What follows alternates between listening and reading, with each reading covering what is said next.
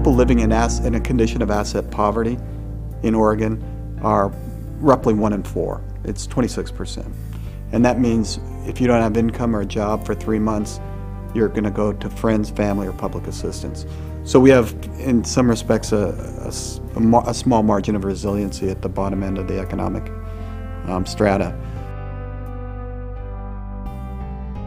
So we try to address that by helping people build assets, build their own personal resilience, and that sort of tethers towards neighborhood and community resilience.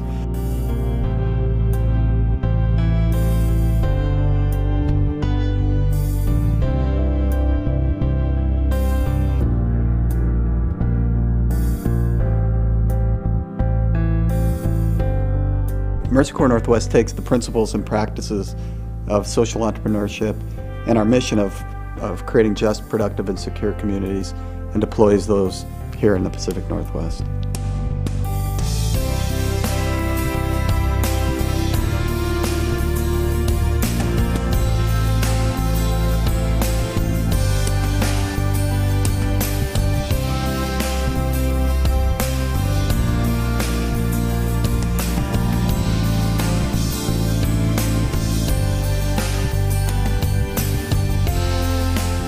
We work with refugees to engage them in urban agriculture.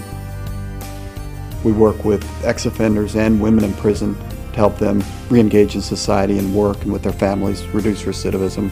And then a newer program, newer area we're researching is working with renters, long-term renters, and giving them opportunities to invest in their own neighborhoods and build assets that way.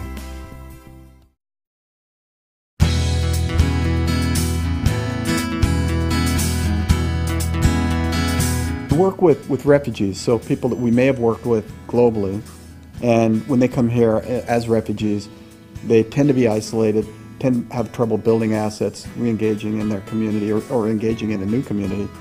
So we found food farming is a good way for them to take skills they had, to build upon them, and to make an income and connect to the community.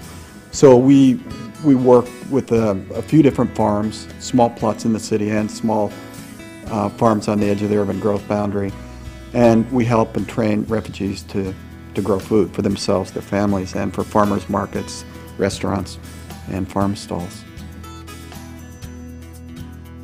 There's several sites. This year we have 3, maybe 3.5. We have this site here, we have another site just northwest in Selwood, and we have our large training site in Damascus, and that's a 4-acre site.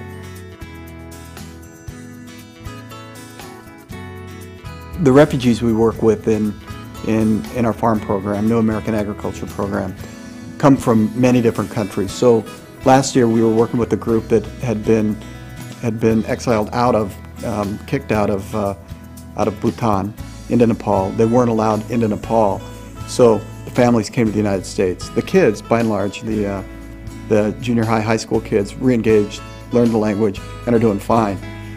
Their mothers, who are illiterate, had struggles. So the farming became an avenue for them, for one, just to leave their neighborhood and their housing and learn about another part of town, take the bus across town, and then to grow new crops like tomatoes and some things they hadn't grown back home, and to sell those in the neighborhood. So neighbors were coming over, buying these crops that they had grown. They were making money. They were taking it back to their community. So it really became a bridge from isolation, healthy food, and a bridge from isolation. This year we're going to start working with Somali Bantu, people from Myanmar, from Burma, and new populations. So we try to cycle people in 2 to 3 years and help them gain the farm skills and independence so they don't need us. And then we can work with a new group of refugees. It does pose a challenge. We have a lot of different, in addition to site differences, a lot of different people growing, a lot of different ethnicities, a lot of language barriers. So we have groups of several families of Slavic growers. This year we have Burmese growers. We also have the Nepalese and Bhutanese growers here. And so to create a sort of a centralized crop plan that takes all these things into account, what growers are good at growing certain things, what sites can support certain vegetables, it's a lot of considerations when you're putting together a plan.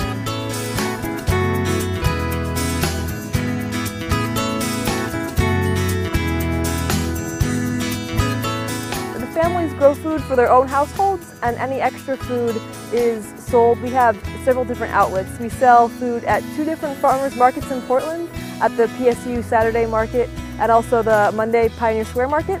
And we do have a CSA for our food here too. That stands for Community Supported Agriculture, where you pay in advance and you get a box of produce every week throughout the whole season.